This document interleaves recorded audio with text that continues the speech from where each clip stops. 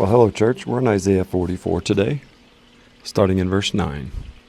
How foolish are those who manufacture idols. These prized objects are really worthless. The people who worship idols don't know this, so they are all put to shame. Who but a fool would make his own god, an idol that cannot help him one bit? All who worship idols will be disgraced, along with all these craftsmen, mere humans who claim they can make a god. They may all stand together, but they will stand in terror and shame.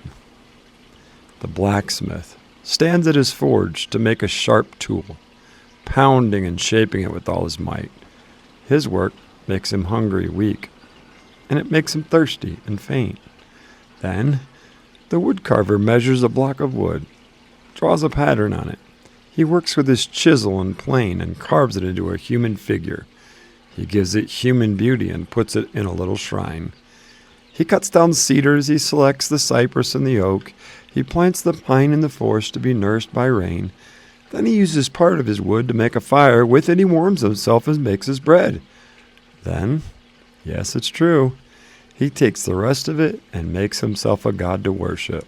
He makes an idol and bows down in front of it. He burns part of the tree to roast his meat and to keep himself warm, and then he says, "Ah, that fire feels good." Then he takes what's left and makes his god, a carved idol. He falls down in front of it, worshiping and praying to it. "Rescue me," he says. "You are my God." Such stupidity and ignorance. Their eyes are closed and they cannot see. Their minds are shut and they cannot think. The person who made the idol never stops to reflect. Why, it's just a block of wood. I burned half of it for heat and used it to bake my bread and roast my meat. How can the rest of it be a god? Should I bow down to worship a piece of wood? The poor, deluded fool feeds on ashes. He trusts something that can't help him at all.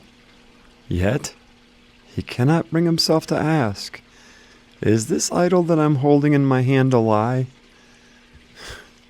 Well, a little lengthy scripture reading today, but to put it in the proper context from us. It is good for us to check our spiritual beliefs to see if it is truth or a lie. Here's what I want you to know, my friends. Me, your pastor, your friend, I have checked what I believe, and I know what is truth. Truth is the creator of the universe is the God of the Bible. He gave his life for you and I at Calvary, rose and defeated sin and death, ascended into the heavens, and will come again. This I know to be true. Everything else is a lie. You must know that truth. And to know that truth, you must seek God with all your heart, and he will be found. Don't be stupid. Don't worship and believe things that are nothing because someone says they're spiritual. Let's be his church.